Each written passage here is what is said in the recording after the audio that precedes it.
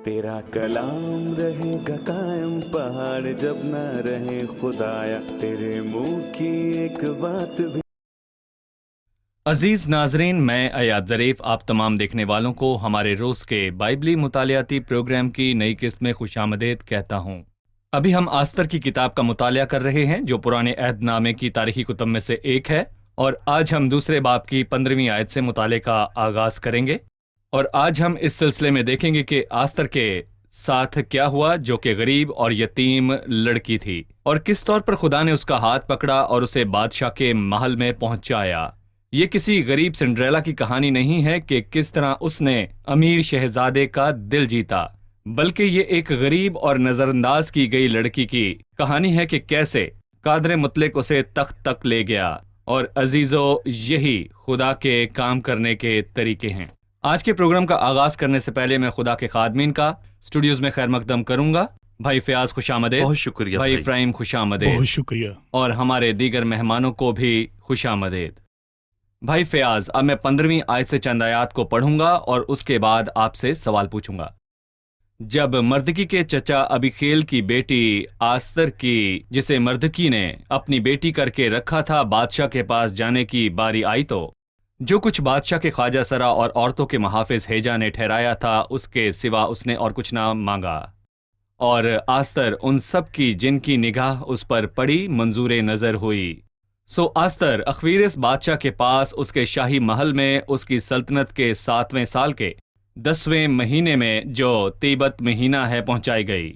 और बादशाह ने आस्तर को सब औरतों से ज्यादा प्यार किया और वो उसकी नज़र में उन सब कंवारियों से ज्यादा अजीज और पसंदीदा ठहरी।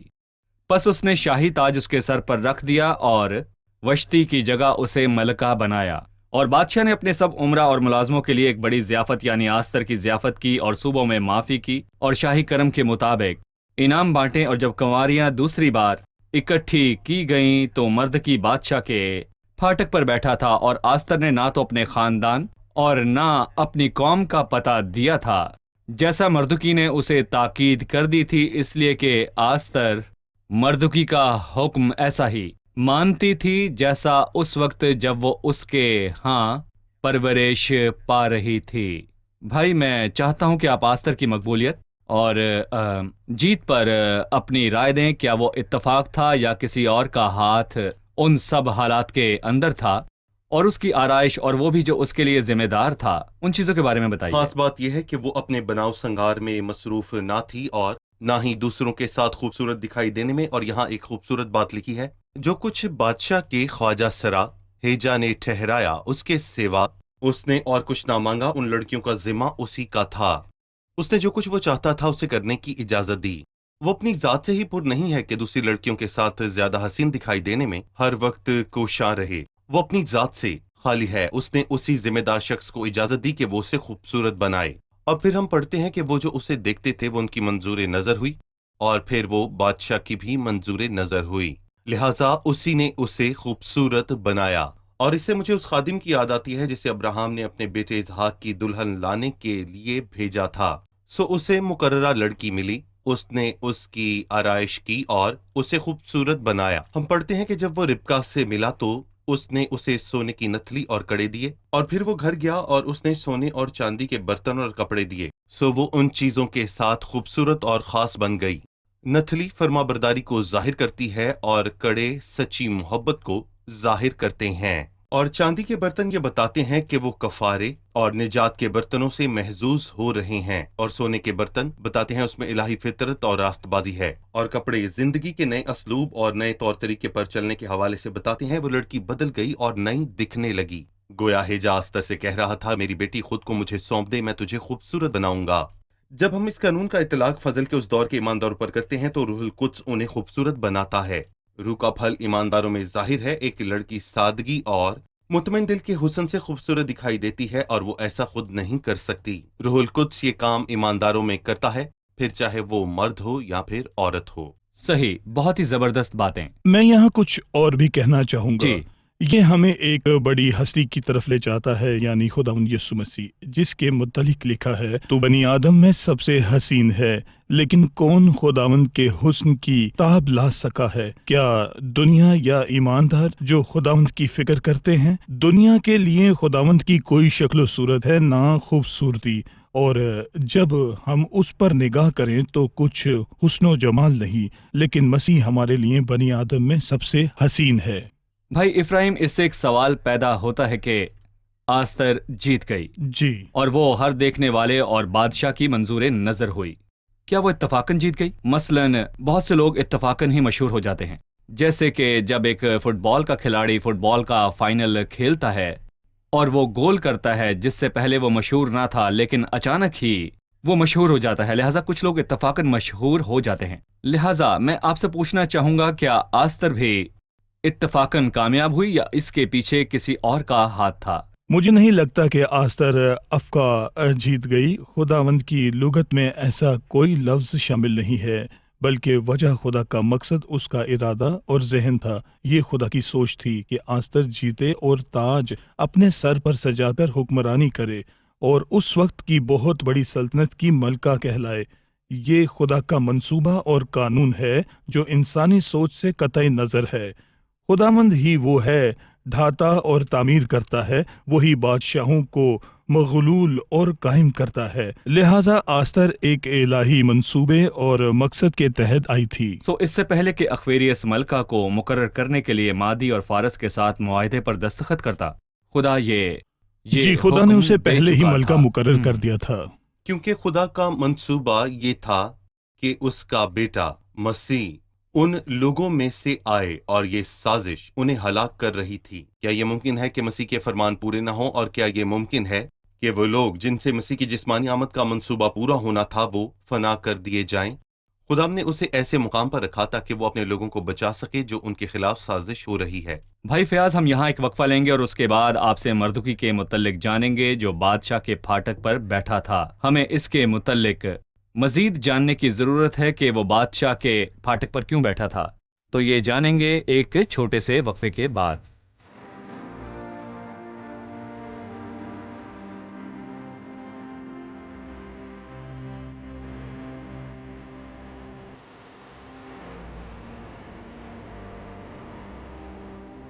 وقفے کے بعد ہم حاضر ہیں ناظرین، آئیے اپنے مطالعے میں آگے بڑھتے ہیں۔ خدا اعلیٰ ترین اقدار کا مالک ہے، جیسا کہ آستر کی کتاب بتاتی ہے۔ بھائی فیاض، وقفے سے پہلے میں نے آپ سے مردکی کے متعلق پوچھا تھا، لہٰذا اس کے متعلق مزید بتائیے۔ میری ذاتی رائے یہ ہے کہ مرتقی بائبل کے عظیم ترین کرداروں میں سے ایک ہے اور مجھے وہ بہت ہی پسند ہے، لیکن میں یہ کہوں گا کہ وہ آستر کی کتاب کا محور ہے، پھر چاہے نام اس کا آستر ہو۔ اور یہ سچ ہے کہ آستر نے اخلاقی اور روحانی حسن کا مظاہرہ کیا، لیکن ہمیں نہیں بھولنا چاہیے کہ اس کی پرورش کرنے والا مردگی تھا۔ کتاب کا آغاز مرتقی سے ہوتا ہے، اس سے پیشتر کہ آستر کا ذکر آئے، اور آستر کو مردکی کا رشتہ دار بنایا گیا، نہ کہ مردکی کو آستر کا۔ کتاب کے پورے آخری حصے میں آستر غائب ہو جاتی ہے، جبکہ روح القدس مردکی کے مطابق بتاتا رہتا ہے۔ یہ داستان مردکی کی داستان ہے اور یہ اس کے نام کے کردار کی طرف اشارہ کرتا ہے۔ اس کے نام کا مطلب ہے چھوٹا، اور نہ صرف چھوٹا بلکہ اس کے نام کا مطلب یہ بھی ہے کہ بڑھنے والا۔ وہ چھوٹا بڑھنے تھا والا، لیکن وہ بڑھ رہا تھا۔ مسئلہ چھوٹا ہونا نہیں بلکہ اسی حالت میں رہنا، لیکن وہ بڑھ رہا تھا اور بہتری کی طرف گامزن تھا۔ اور اس کا کردار، ہم جب کتاب کو آگے پڑھتے ہیں تو ہم جانتے ہیں کہ وہ آگے بڑھا اور بہتر سے بہتر ہوتا چلا گیا۔ وہ مالی طور پر اور معاشرتی طور پر اور زندگی کے حالات میں، لیکن اس سے بھی کہیں زیادہ اہم روحانی اور اخلاقی اور تاثیراً اس کا اثر نہ صرف آستر پر ہوا یا لوگوں پر بلکہ ساری سلطنت پر۔ مطلب مردکی کا اثر سب پر ہوا۔ وہ ایک بہت بااثر انسان تھا اور وہ وقت گزرنے کے ساتھ بہتر ہوتا جا رہا تھا، اور اس کی وجہ صرف اور صرف ایمانداری تھی۔ ایمانداری، صحیح۔ لہٰذا یہاں مردکی کا سرمایہ ہے، پھر چاہے وہ آستر کی پرورش ہو یا اس کا کام، یا اور اس کا اس کی کام وجہ ہو۔ سے وہ اس مقام پر پہنچا جو بادشاہ نے اسے دیا۔ سچ، ایماندار کے پاس برکت صحیح۔ کی فراوانی ہوگی۔ جی جی، آپ کا سوال؟ ہم نے دیکھا کہ دنیا اور خدا کے خوبصورتی کے معیار مختلف ہیں۔ کیا یہ اس حقیقت کی نفی کرتا ہے کہ لڑکیاں کم عمری سے ہی آئینے کے سامنے کھڑے ہو کر خود کو سنوارنے کی جبلت رکھتی ہیں۔ خواتین میں بناؤ سنگھار ایک عمومی اور جبلی ضرورت ہے، لہٰذا اس کی حدود اور قیود کیا دیکھیں، ہیں؟ لڑکیوں کا بناؤ سنگھار کرنا غلط نہیں، اور شوہر کے لیے کلیسیا کو بھی خود بناؤ سنگھار کرنا چاہیے۔ لہٰذا مسئلہ کسی لڑکی کا خوبصورت یا بنا سورا ہوا دکھائی دینا نہیں ہے۔ مرد بھی تو داڑھی بناتے اور اپنے بال کٹواتے ہیں، اور خدا کی طرف سے جو فرشتہ آیا اس نے پولس سے کہا کمر باندھ اور اپنی جوتی پہن لے، یعنی کہ تو خود کو سوار اور کپڑے پہن کے ستھرا ہو۔ دیکھیں، مسئلہ یہ ہے کہ جب بننے سورنے اور خوبصورتی کو ملحوظ خاطر رکھنے کا مقصد دوسروں کی توجہ حاصل کرنا ہو جاتا ہے اور اس کا اور اس کا سہارا لینا ہے۔ سہارا لے کر ان چیزوں کو حاصل کرنا ہے جو خداوند سے دور ہیں، خداوند کو شامل کیے بغیر۔ لکھا ہے تمہارا سنگھار ظاہری نہ ہو، سونے کے زیور اور کپڑے پہن۔ دیکھ، کپڑے تو سبھی پہنتے ہیں، لیکن مہنگے کپڑے پہننے میں مسئلہ ہے۔ ایک ایماندار کے لیے بیرونی صورت کی تراش خراش کرنے میں کچھ غلط نہیں ہے کہ وہ اوروں کے آگے اچھا دکھائی دے، اس کے ساتھ ساتھ اندرونی سنگھار پر بھی توجہ دے۔ پطرس رسول کہتا ہے باطنی اور پوشیدہ انسانیت حلیم اور مجاز کی غربت کی غیر فانی آرائش سے آراستہ رہے، اس کی بڑی صحیح۔ قدر ہے۔ بھائی افراہیم 21ویں آیت میں لکھا ہے، انہی دنوں میں جب مردکی بادشاہ کے پھاٹک پر بیٹھا کرتا تھا، بادشاہ کے خواجہ سراؤں میں سے جو دروازے پر پہرا دیتے تھے 2 شخص یعنی بگتان ترش نے بگڑ کر چاہا کہ اخویریس بادشاہ پر ہاتھ چلائیں۔ یہ بات مردکی کو معلوم ہوئی اور اس نے آستر ملکہ کو بتائی، اور آستر نے مردکی کا نام لے کر بادشاہ کو خبر دی۔ جب اس معاملے کی تحقیقات کی گئی اور وہ بات ثابت ہوئی تو وہ دونوں ایک درخت پر لٹکا دیے گئے، اور یہ بادشاہ کے سامنے تواریخ کی کتاب میں لکھ لیا گیا۔ بھائی، کیا یہ ایک حادثاتی واقعہ ہے یا اس کی آستر کی کتاب کے واقعات کے درمیان خاص اہمیت ہے؟ کوئی حادثاتی واقعہ نہیں ہے، نہ صرف یہاں بلکہ ساری کتاب میں، جیسا کہ ہم نے اتفاق کیا، کیونکہ یہ کتاب خدا کے مقصد اور خدا کی فرمان کے مطابق چلتی ہے۔ لیکن جو آیت آپ نے پڑھی، میں نے اس میں 2 باتیں نوٹ کی ہیں۔ یہ بات مردگی کو معلوم ہوئی۔ سوال یہاں سے اٹھتا ہے کہ مردگی کو یہ کس نے بتایا؟ ظاہر تو یہاں کسی کا نام شامل نہیں کیا گیا، لیکن در حقیقت وہ نام خدا کا ہے۔ خدا بالکل، خدا کا ہاتھ کام کر رہا تھا، لیکن ظاہری طور پر ہم نہیں جانتے کہ اس سازش کی خبر کس نے دی۔ دوسری بات، میں آصر کو اپنے شوہر کی طرف وفاداری کو دیکھتا ہوں۔ جیسے ہی اس نے اس سازش کا ذکر سنا، اس نے فوری طور پر بادشاہ کو خبر دی۔ لیکن میں خدا کے منصوبے کے متعلق کچھ اور کہنا چاہتا ہوں جو آہستہ آہستہ ظاہر ہوتا ہے۔ مردگی نے آستر کو حکم دیا کہ اپنی یا اپنے لوگوں کی پہچان ظاہر نہ کرے۔ ایک بار پھر خدا کا ہاتھ اس حکم کے پیچھے تھا، کیونکہ ممکن تھا اگر یہ 2 لوگ جانتے کہ مردگی کا آستر اور اس کے لوگوں کے ساتھ کیا تعلق ہے تو وہ اس سے بات کرنے سے گریز کرتے۔ ایک اور رویے سے اگر آستر نے بادشاہ کو مردگی کا نام لے کر سازش کے متعلق آگاہ نہ کیا ہوتا تو کہانی کا رخ ہی بدل اس کا نام جاتا۔ تواریخ کی جی، کتاب اس میں کا نام درج نہ تواریخ ہوتا۔ کی کتاب میں درج نہ ہوتا۔ اگلی بات یہ ہے کہ مردگی کو بادشاہ فوراً انعام دے دیتا تو بھی کہانی کا رخ بدل جاتا اور ہم کتاب کے آخر میں شاندار انعام اور خوبصورتی کو نہ دیکھ پاتے۔ خدا کا اقتدار۔ بالکل ایسا ہی۔ صحیح۔ اس حصے میں میں جی۔ ایک اور بات کو دیکھتا ہوں جو مردگی کے کام سے وفادار ہے۔ ایمانداری پہلے ہی اس کے گھر سے واضح ہوئی اور وہ آستر کا ذمہ دار تھا اور اس نے اس کی پرورش اچھی کی۔ اور اس سے میری توجہ اس بات پر آتی ہے کہ اس کے اعلیٰ مقام پانے کے بعد، اس کے ملکہ بننے کے بعد، اس کے گھر کے باہر چلنے پھرنے لگا تاکہ وہ اس بات کی تسلی کر لے کہ وہ اچھی اور ٹھیک ہے۔ یہاں تک کہ جب وہ اچھے اور بڑے محل میں پہنچ گئی اور چین سے سونے لگی، تب بھی تب بھی مردگی اس کے نے لیے فکر مند اپنی تھا۔ زندگی کی پرواہ نہیں کی۔ دراصل وہ دیکھنا چاہتا تھا کہ اس کے ساتھ کیا ہو رہا ہے۔ اس نے کیا کیا ہے؟ کیا وہ اب بھی وہی کر رہی ہے جو اس نے اسے کرنے کو کہا؟ وہ اپنے خاندان سے وفادار تھا۔ دوسری بات، وہ اپنے کام سے وفادار تھا، اور وہ جان گیا کہ یہ سازش تھی اور بادشاہ مرنے کو تھا تو اس نے مر جانے دو۔ کیا وہی ہمارے ساتھ ہونے والی ساری ناانصافی کی وجہ نہیں؟ نہیں، اس نے کچھ ایسا نہیں کہا۔ اس نے کہا میں ذمہ دار ہوں، وہ تجھے اس کا انعام نہیں دے گا، میرا انعام خداوند اور اس کا کام ہے۔ اور اب میں پوچھنا چاہتا ہوں، کیا ہم اپنا کام ایمانداری سے کرتے ہیں؟ کیا ایک استاد اپنا کام ایمانداری سے کرتا ہے؟ کیا ایک ڈاکٹر ہاسپٹل میں اپنا کام ایمانداری سے کرتا ہے؟ کیا ایک انجینئر ایماندار ہے؟ کیا ہم اپنے کاموں میں ایماندار ہیں؟ میرا اس نقطے کو لے کر یہاں پر ایک سوال ہے۔ میں تصور کروں کہ مردکی نے اس پھاٹک کی نگہبانی اپنے ساتھیوں کے کر دی ہوتی کہ وہ ذمہ دار تھا اور ان سے کہتا میرے لیے یہ کام کرو اور میری حاضری لگاؤ، کیونکہ میں خداوند کی خدمت کرنے کو جا رہا ہوں۔ میرا مطلب ہے وہ یہ وقت خداوند کی خدمت میں صرف کرے گا۔ تو ان واقعات کا رخ کیا سے مکمل کیا ہو بدلنا۔ جاتا؟ آپ اس جی۔ ایماندار سے کیا کہیں گے جو اپنے کام پر نہیں جاتا یا جلدی بھاگ آتا ہے یا دیر سے جاتا ہے کیونکہ وہ خداوند کی خدمت کر رہا ہے؟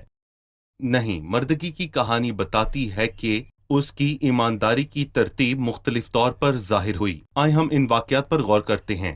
یہاں پہلے حصے میں دکھایا گیا ہے کہ وہ اپنے گھرانے سے وفادار ہے، اور پھر دوسرے حصے میں یہ دکھایا گیا ہے کہ وہ اپنے کام سے وفادار ہے، اور پھر تیسرے حصے میں بھی اس کی وفاداری ظاہر ہوئی۔ اس نے حامان کے آگے جھکنے سے انکار کیا۔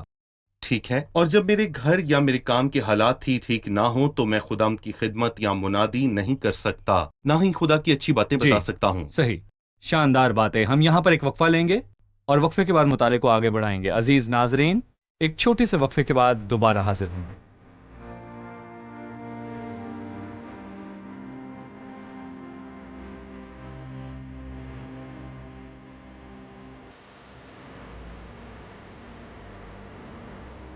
ڈاکٹر فیاض، تیسرے باب کی پہلی آیت میں لکھا ہے ان باتوں کے بعد اخویریس بادشاہ نے اجاجی ہمداتا کے بیٹے حامان کو ممتاز اور سرفراز کیا اور اس کی کرسی کو سب عمرہ سے جو اس کے ساتھ تھے برتر کیا۔ یہاں ان باتوں سے مراد کون سی باتیں ہیں اور حامان کون ہے؟ ان باتوں سے مراد وہ سازش ہے جن کا پردہ فاش کیا گیا۔ اکسوریس بادشاہ نے سنا، اس نے تحقیقات کی اور وہ سچ ثابت ہوا، اور بادشاہ کے خواجہ سرا جو اس پر ہاتھ چلانا چاہتے تھے انہیں قتل کر دیا گیا، اور مسئلہ ابھی ختم نہ ہوا، اسے تواریخ کی کتاب میں درج کیا گیا۔ لیکن مردکی کو قدر یا انعام کچھ نہ ملا، بلکہ میں یہ کہوں گا کہ ان تمام باتوں کو سرے سے بھلا دیا گیا۔ اور حیران کن بات یہ ہے کہ اخوریس نے مردگی کو ممتاز یا سرفراز نہ کیا، لیکن افسوس کی بات یہ ہے کہ اس نے کسی اور کو سرفراز کر کے اعلیٰ مقام بخشا، جو کہ حامان حجاجی تھا۔ اور میں یہاں پر یہ بھی کہنا چاہوں گا کہ روح القدس نے اس کتاب میں اسے خبیث حامان کے نام سے متعارف کروایا۔ وہ امالیکیوں کی نسل میں سے آخری ہے جس کا تذکرہ بائبل میں ہوا۔ وہ امالیکیوں کی اولاد تھا۔ امالیکی جسمانی خواہشات کا عکس ہیں، اور ہم ان کے بارے میں پڑھتے جسم سے ہیں آپ کی کیا یہ مراد ہے؟ آدم سے ملنے والی فطرت انسان کی کی میراث اندرونی ہے جو فطرت، گناہگار فخر فطرت۔ اور باقی سب بلند و بالا ہونے کو پسند کرتی ہے۔ یہ ایسی فطرت ہے، اسے شیخی مارنا پسند ہے، اور یہ امالیکیوں کی تمام بری خصوصیات کی عکاسی کرتی ہے۔ پہلی بار ہم امالیکیوں کے بارے میں پیدائش کے 36ویں باب میں پڑھتے ہیں۔ وہ الیفیز کے ہاں پیدا ہوا جو اساؤ کا بیٹا تھا، اور وہ ایک غیر شرعی بیوی سے پیدا ہوا، اور روح القدس اسے ایک گناہگار فطرت کے طور پر پیش کرتا ہے جسے شیخی مارنا اور فخر کرنا پسند ہے۔ ہم پڑھتے ہیں کہ جیسے ہی بنی اسرائیل مصر سے نکلے اور انہوں نے اس شیطان سے پیا تو پھر امالیکی آگے آئے اور ان سے لڑنے لگے، لیکن لوگوں نے ان پر فتح پائی موسیٰ کی شفاعت کرنے کے وسیلے سے۔ اور ایک بار پھر ہم ان کے متعلق خروج کے 37ویں باب میں پڑھتے ہیں، اور خروج 17 میں سو خداوند امالیکیوں سے نسل در نسل جنگ کرتا رہا۔ اور پھر استثنا کے 25ویں باب میں موسیٰ لوگوں کو حکم دیتا ہے کہ مت بھولیں کہ امالیکیوں نے ان کے ساتھ کیا کیا۔ یاد رکھنا کہ جب تم مصر سے نکل کر آ رہے تھے تو راستے میں امالیکیوں نے تیرے ساتھ کیا کیا۔ اس لیے جب خداوند نے ساؤل سے امالیکیوں کو ہلاک کرنے کو کہا، یعنی مارنے کو کہا، تو افسوس کہ ساؤل نے اجاج بادشاہ کو جانے دیا، لیکن سیمول نے اس سے کہا تو نے بے وقوفی کی اور رحم دلی کی، اور سیمول نے اجاج کے ٹکڑے ٹکڑے کر دیے۔ گویا وہ کہہ رہا تھا ایسے شخص کے لیے کوئی رحم نہیں اور ہمیں اسے نہیں چھوڑنا چاہیے۔ سو امالیکی جسمانی فطرت کو ظاہر کرتے ہیں جو ہمارے اندر بسی ہوئی ہماری ہے۔ بدی کی گہری خواہشات۔ جی، صحیح۔ ہمیں اس فطرت کی خواہشات کے ساتھ نرمی سے پیش آنا یا ان پر رحم کرنا نہیں چاہیے، بلکہ میں اپنے جسم کو مارتا کوٹتا اور قابو میں رکھتا ہوں۔ صحیح۔ بادشاہ نے مردگی کو کوئی انعام نہ دیا اور اس نے حامان کو سرفراز کیا۔ ہو سکتا ہے کہ ہماری زندگیوں میں چیزیں اتنی ترتیب وار نہ ہوں تب ہمیں خاموش رہنا اور خدا کی مرضی کو سمجھنے کا انتظار کرنا چاہیے، کیونکہ جس قدر آسمان سے بلند ہے اسی قدر میرے خیال تمہارے خیالوں سے بھی بلند خدا ہے۔ کے اپنے اوقات ہیں۔ خدا کے اپنے اوقات ہیں، اور دوسرے باب کے آخر میں اور تیسرے باب کی شروعات سے ہم اسے سمجھ سکتے ہیں۔ صحیح جی، کوئی سوال؟ بائبل میں لکھا ہے مردکی نے آستر کو اپنی بیٹی کر کے پالا، اس نے اس سے شادی کیوں نہیں کی جبکہ وہ چچا کی بیٹی تھی اور وہ اس کے لائق تھا؟ جی ٹھیک ہے، اہم سوال، آپ کیا کہیں گے بھائی؟ یہ ظاہر ہے کہ ان میں عمر کا فرق تھا، اور آدمی نیک اور ایماندار تھا اور اس کی ماں اور اس کے باپ کے جانے کے نقصان کی تلافی کرنا چاہتا تھا، سو وہ اس کے لیے اخلاقی اور روحانی طور پر اس کے ماں باپ کی موت کے نقصان کی تلافی تھا، اور اس نے خدا کے خوف میں اس کی پرورش کی۔ لیکن اگر وہ عمر کے اس فرق کے ساتھ وہ اسے اپنے لیے بیاہ لیتا تو یہ ایک قسم کی خود غرضی ہوتی، حالانکہ یہاں کچھ ایسے لوگ بھی ہیں جو اس بات کو برا نہیں سمجھتے، ان پر شہوت پرستی غالب آ جاتی ہے، کیونکہ آستر بہت ہی خوبصورت تھی اور شاید کچھ لوگوں نے اس سے کہا ہو کہ تو ہی اس سے شادی کر لے۔ وہ ایک ننھی بچی تھی جب وہ یتیم ہو گئی، ایک جی چھوٹی ہاں، بچی، غالباً ان کی عمر کا بہت بڑا اسے فرق کسی تھا۔ ایسے کی ضرورت تھی جو اس کی پرورش کرے۔ جی بالکل۔ جی ٹھیک ہے بھائی افراہیم، تیسری آیت میں لکھا ہے، اور بادشاہ کے سب ملازم جو بادشاہ کے پھاٹک پر تھے حامان کے آگے جھک کر اس کی تعظیم کرتے تھے، کیونکہ بادشاہ نے اس کے بارے میں ایسا ہی حکم کیا تھا، پر مردکی نہ جھکتا نہ اس کی تعظیم کرتا تھا۔ یہاں بادشاہ کی نافرمانی جو مردکی نے کی کرنے کی سزا ہے، جس نے حامان کے سامنے جھکنے کا حکم جاری کیا۔ یہاں ہم کیا دیکھتے ہیں؟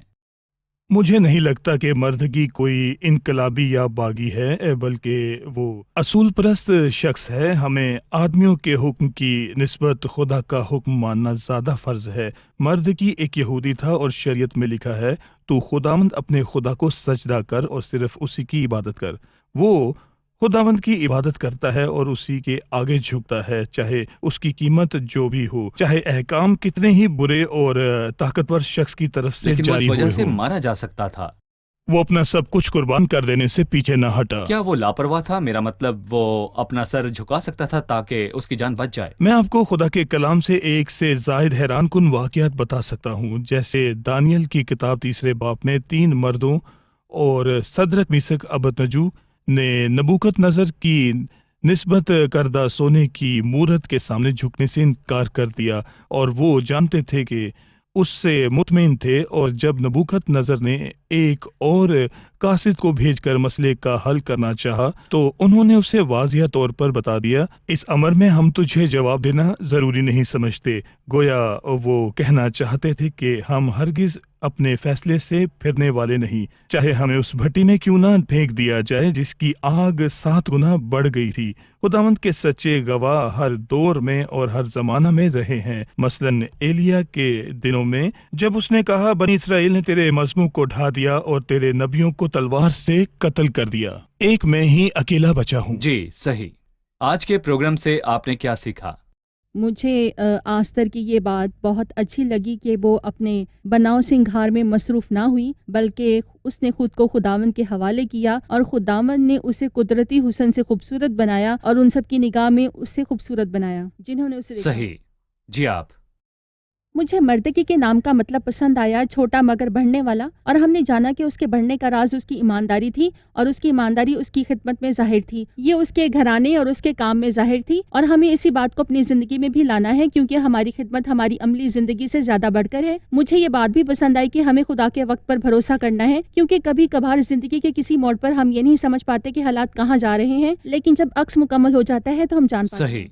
مجھے مردکی بہت پسند آیا، ہم سب کو وہ پسند ہے، اور اس کی سب سے عظیم بات اس کی ایمانداری ہے کہ وہ آخر تک ایماندار رہا، خاص کر آستر کی پرورش میں ایماندار۔ جیسا ہم نے سنا وہ اس سے شادی بھی کر سکتا تھا، لیکن اس نے دیکھا کہ اسے ماں اور باپ کی زیادہ ضرورت ہے، سو اس نے اسے لیا اور پالا۔ ہم نے اس کے کام پر اس کی ایمانداری کو دیکھا، اور سب سے بڑی بات اس نے حامان کے سامنے سر نہیں جھکایا جبکہ اس کی جان جا سکتی تھی۔ صحیح۔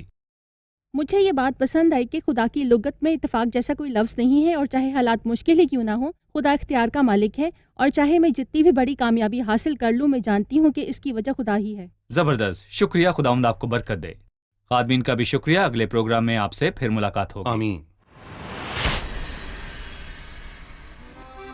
لا أنسى يوما سيدي عند الصليب أعلنت لي عن حبك يا حبيب من يومها أنا سعيد إذ حبك ربي مجيد من يومها أنا سعيد إذ حبك ربي مجيد يا سيدي راعي أنت سيدي رب الهدى الخير والرحمة لي طول المدى تقودني تريحني تسكنني المجد السني تقودني تريحني تسكنني المجد السني يا سيدي لا أنسى أياما مضت في حبك كللتها يا سيدي بجودك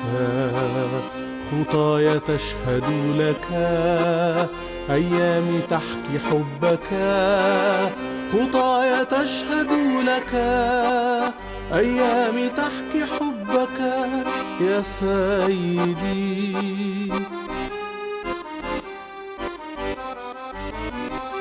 لابد يوما سيدي سوف تعود لابد أن تأتي لكي تفي الوعود آمين يا ربنا تعال تعال حقق الأمال آمين يا ربنا تعال تعال حقق الأمال يا سيد तेरा कलाम रहेगा कायम पहाड़ जब ना रहे खुदाया तेरे मुंह की एक बात भी टलेगी ना चाहे कुछ भी हो